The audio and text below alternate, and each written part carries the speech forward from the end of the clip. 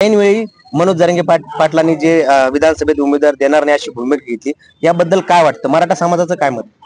सर्वप्रथम जरांगे पाटलाचा लढा हा एक सामाजिक लढा होता. त्याला कोणतीही राजकीय पार्श्वभूमी नव्हती.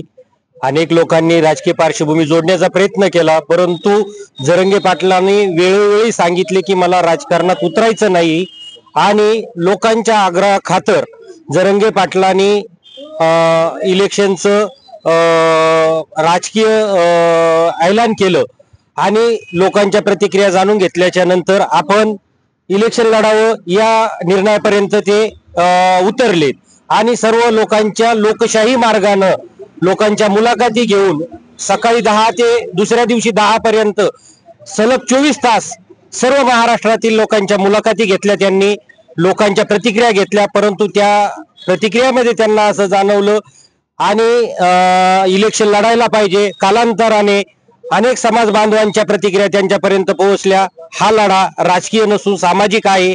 त्यांनी तो निर्णय वापस घेतला आणि एक सामाजिक दृष्टिकोनातून हा सगळ्यात चांगला निर्णय राहिलेला आहे. समाजातील एकुलता बंधुभाव यामुळे टिकून राहील. जरांगे पाटलाचा निर्णय आम्हाला योग्य वाटतो. दुसरीकडे आपण जर पाहिलं तर तुम्ही म्हणता गरजवंताचा लढा होता, पण मधल्या काही काळामध्ये प्रस्थापितांनी हा लढा हातात घेऊन जरांगे पाटलांना राजकारण आणण्याचा प्रयत्न केला का? आपण म्हणता ते योग्य आहे. जरांगे पाटलांनी कोणत्याही पुढाऱ्यांना राजकीय लोकांना थारा दिलेला नाही. हा लढा त्यांना सर्वसामान्याचा लढा आहे म्हणून वाटला.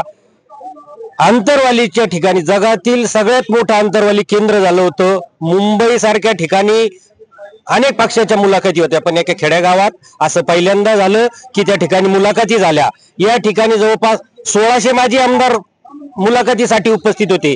जरांगे पाटलाला त्या माध्यमातून एक लक्षात आलं की बाबा या ठिकाणी प्रस्थापित लोकच मुलाखती देण्यासाठी येत आहे. त्यासाठी आपण सामाजिक दृष्टिकोनातून सर्वसामान्याला गरीबाला न्याय कसा भेटल आणि जरांगे पाटलांना एकंदरीत सर्व अभ्यास करून सर्व समाजाचा हिताचा निर्णय या ठिकाणी घेतलेला आहे असं आम्हाला वाटतं. खरं तर समाजाच्या हिताचा निर्णय घेतलेला असं यांचं मत आहे. खरं तर आपण पाहिलं तर मागील 14-15 महिन्यापासून मराठा आंदोलन आपल्या जिल्ह्यामध्ये सुरू आहे. त्याचे राजकीय परिणाम मागच्या लोकसभेला जाणवलेत. विधानसभेला देखील तशी होण्याची शक्यता होती. मराठा आंदोलक मराठा उमेदवार जरांगे पाटील या विधानसभेच्या रिंगणात उतरणार होते, पण त्यांनी काल अचानकपणे निर्णय माघार घेतला. खरं तर विधानसभा मतदारसंघ देखील ठरले होते. मराठा मुस्लिम दलित ही युती देखील झालेली होती. तशी पत्रकार परिषद देखील झालेली होती. का जरांगे पाटलांनी निर्णय माघार घेतला असावा असं तुम्हाला वाटतं आणि निर्णय बरोबर आहे? सर्वप्रथम संघर्ष योद्धे मराठा आंदोलकर्ते आदरणीय मनोजदादा जरांगे पाटील यांचं मी माझ्यातर्फे आणि समाजाच्या वतीनं हार्दिक स्वागत करतो, अभिनंदन करतो. खर तर समाज हा सामाजिक भावनेनं आणि सामाजिक बांधिलकीनं जोपासलेला असताना संपूर्ण समाज त्यांच्या या मराठा आरक्षणाच्या संदर्भात संपूर्ण मिळून जुळून होता. परंतु जशी राजकीय उडी घेण्याचा प्रयत्न समाजाच्या आग्रहा खातर पाटलांनी केला, त्याला कुठतरी समजा एक गालबोट लागण्याचा प्रयत्न झाला असता. कसं, जो तो माणूस ज्या त्या पक्षाशी बांधील आहे. आपण पाटलाचं समर्थन करणार, पाटलाच्या सभेला जाणार, पाटलांच्या सर्व काही हाकेला आपण म्हणजे त्यांच्या शब्दाला किंमत ठेवणारे लोक आहे आणि मराठा समाज हा कदापि होऊ देणार नव्हता. परंतु जो तो प्रस्थापित नेत्याचा बांधील आहे, कोणी एनसीपीचा बांधलेला आहे, कोणी शरदचंद्र पवार गटाचा बांधलेला आहे, कोणी बीजेपीचा बांधलेला आहे, कोणी म्हणजे सर्व पक्षाचा बांधलेला आहे. आणि आज जर समजा हा निर्णय आपण दिलेला असता तर ज्याने त्याने समजा काही ठिकाणी एखाद्या वेळेस पाटलाच्या आग्रह खातीर 10 पैकी 5 तरी मतदान आपल्या समाजाला केलं असतं, परंतु पक्षाच्या बांधील असलेल्या लोकांनी त्या पक्षालाच मतदान केलं असतं आणि तिथं कुठतरी मराठा समाजाची इज्जत गेली असती. हा निर्णय जो पाटलांनी घेतला हा एकदम मला माझ्या समाजाच्या वतीने चांगला वाटला आणि यात आपल्या मराठा समाजाची मान अजून एक गौरवाने उंचावलेली आहे. अजून काही ज्येष्ठ मंडळी दादा, आतापर्यंत बऱ्याच निवडणुका तुम्ही बघितल्या, पण ह्या निवडणुकीमध्ये कुठेतरी मराठा आंदोलक मनोज जरांगे त्यांच्यामुळे ट्विस्ट निर्माण झालेला होता. महायुतीसह महाविकास आघाडीमध्ये जी चिंता वाढलेली होती, पण अचानकपणे जरांगे पाटलांनी निर्णय माघारी घेतलेला काय वाटतं? जरांगे पाटलांनी योग्य निर्णय घेतला आणि त्यामुळे समाजात फूट व्हायची वाचलेली आहे आणि हा योग्य निर्णय आहे. पण कुठेतरी आपण पाहिलं तर गेले 15 महिन्यापासून हा लढा सुरू आहे, पण या गेल्या महिन्याभरामध्ये जरांगे पाटील राजकारणात येणार, सक्रिय होणार अशा चर्चा होत्या. प्रस्थापितांनी हातात घेतला होता का गेल्या महिन्याभराचा लढा? नाही, जरांगे पाटील तसे हुशार आहेत. त्यांना सगळं समजलं की हा राजकारणाचा भाग सुरू झाला, त्यामुळे त्यांनी योग्य निर्णय घेतला. योग्य निर्णय. खरं तर योग्य निर्णय घेतला. भाऊ, आपण जर पाहिलं तर गेल्या 15 महिन्यापासून आपल्या जिल्ह्यामध्ये मराठा आरक्षणाचा हा लढा सुरू आहे. एका विशिष्ट टप्प्यावर लोकसभेला मराठा आंदोलकांनी दाखवून देखील दिलं की महायुतीला मोठा फटका बसलेला होता. विधानसभेला मनोज जरांगे पाटील स्वतः निवडणुकीची रिंगणात उतरणार असं त्यांची घोषणा देखील केली होती. अचानकपणे काल त्यांनी निर्णय माघारी घेतला. कसं बघता याकडे? त्यांनी निर्णय घेतला तो चांगलाच घेतलेला आहे. त्यांच्यावर काही राजकीय दडपण काही नव्हतं, पण त्यांनी स्वतः ते निर्णय घेण्यास सक्षम असल्यामुळं त्यांनी ते स्वतः निर्णय घेतला निवडणुकीतून माघार घेण्यासाठी. पण कुठेतरी विरोधकांकडनं असं देखील आरोप होतोय की बऱ्याच उमेदवारांना त्यांनी लटकवत ठेवलं, शेवटच्या दिवशीपर्यंत निर्णय जाहीर केला नाही, मतदारसंघ जाहीर केले. त्यामुळे कुठेतरी मराठा समाजामध्ये देखील संभ्रम निर्माण झाला होता की महायुती महाविकास आघाडी आता जरांगे पाटलांचा एक उमेदवार असणार असं एक सेट देखील झालेलं होतं. त्यामुळे कुठेतरी समाजामध्ये संभ्रम निर्माण होणार नाही. तसं काही नाही, सर्व समाज जरांगे पाटलाचे सोबत आहे.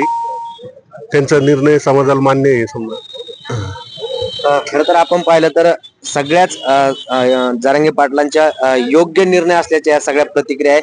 सर्वसामान्य मराठा बांधवांशी आपण ही चर्चा करतो. दादा, आपण जर पाहिलं जरांगे पाटलांचा कालचा निर्णय तुम्ही बघितला असेल की ते आता विधानसभेच्या रिंगणात उमेदवार देणार नाहीत. निर्णय बरोबर वाटतोय की उभा करायला हवे होते जरांगे पाटला? मनोज जरांगे पाटलांचं जे आंदोलन आहे ते सामाजिक आंदोलन आहे आणि ते चालू राहील पुढे.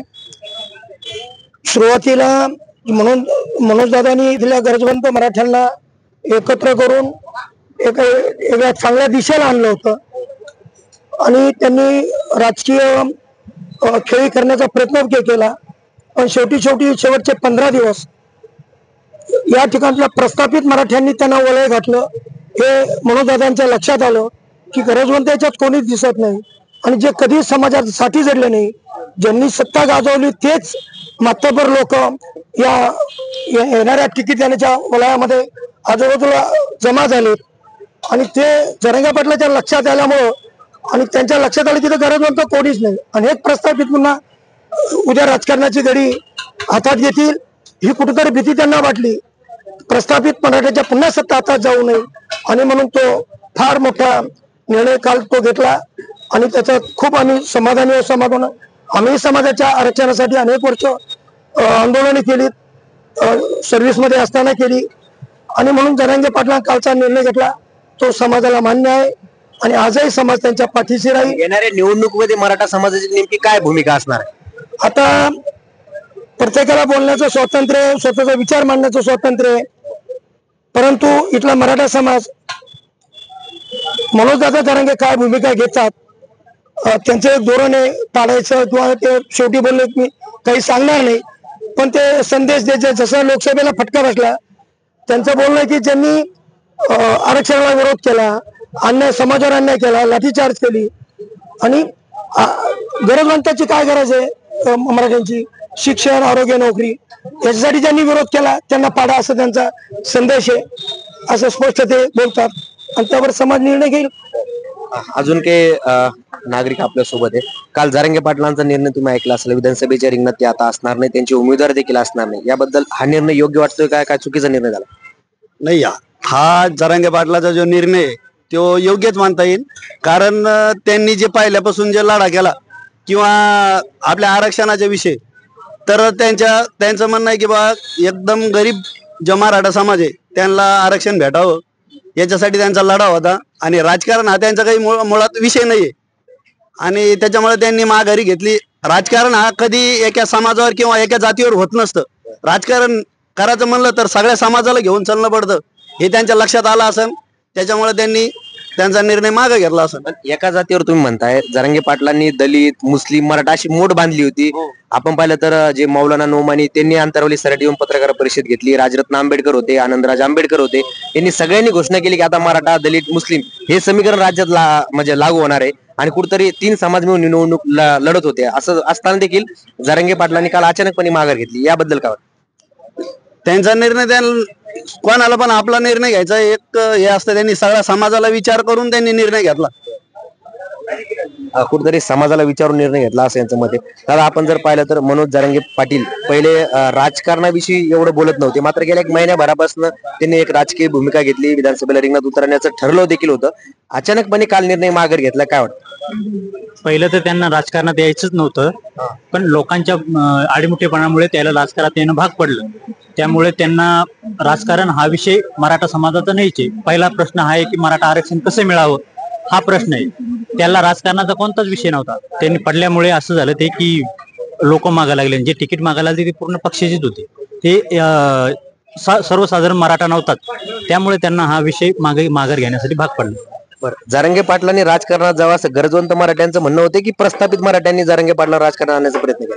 प्रस्थापित मराठ्यांनी राजकारणात आणण्याचा प्रयत्न केला. गरीब मराठ्यांना राजकारण हा विषयच नव्हता आणि राजकारणात त्यांना मराठ्याला पडायचं बी नव्हतं. आणि राजकारण हे पूर्ण समाजाचं असतं, कोण्या एका समाजाचं राजकारण नसतं. आता या निवडणुकीमध्ये काय भूमिका घेणार मराठा समाज? पाटील सांगतील तेच, जरांगे पाटील जे आम्हाला सांगतील तोच निर्णय आम्ही घेणार. खर तर हे काही जे मराठा समाज आहे किंवा सर्वसामान्य नागरिक आहे त्यांच्यासोबत आपण या विषयावरती चर्चा केलेली आहे. महाराष्ट्रामध्ये कुठेतरी या विधानसभा निवडणुकीमध्ये मनोज जरांगे पाटील यांच्या एंट्रीमुळे एक ट्विस्ट निर्माण झालेला होता. महायुती महाविकास आघाडी या दोघांची देखील मनोज जरांगे यांच्या एंट्रीमुळे जी ती डोकेदुखी वाढण्याची शक्यता होती. मात्र आपण जर पाहिलं तर काल सकाळी मनोज जरांगे पाटील यांनी पत्रकार परिषद घेऊन आपण विधानसभा निवडणुकीत उमेदवार उभा करणार नाही अशी घोषणा केली. नाही त्यानंतर कुठेतरी गरजवंत मराठा किंवा सर्वसामान्य मराठा जो आहे त्यांचं असंच म्हणणं आहे की मनोज जरांगे पाटलांना गेल्या महिन्याभरामध्ये प्रस्थापित मराठा समाजाने राजकारणात आणण्यास भाग पाडलं. गरजवंत मराठ्यांचं आजही म्हणणं मनोज जरांगे पाटील यांनी राजकारणात येऊ नये असंच आहे. अशा प्रकारच्या ज्या प्रतिक्रिया त्या मराठा बांधवांनी सर्वसामान्य नागरिकांनी आपल्याला दिलेल्या. अक्षय शिंदे, साम टीव्ही न्यूज, जालना.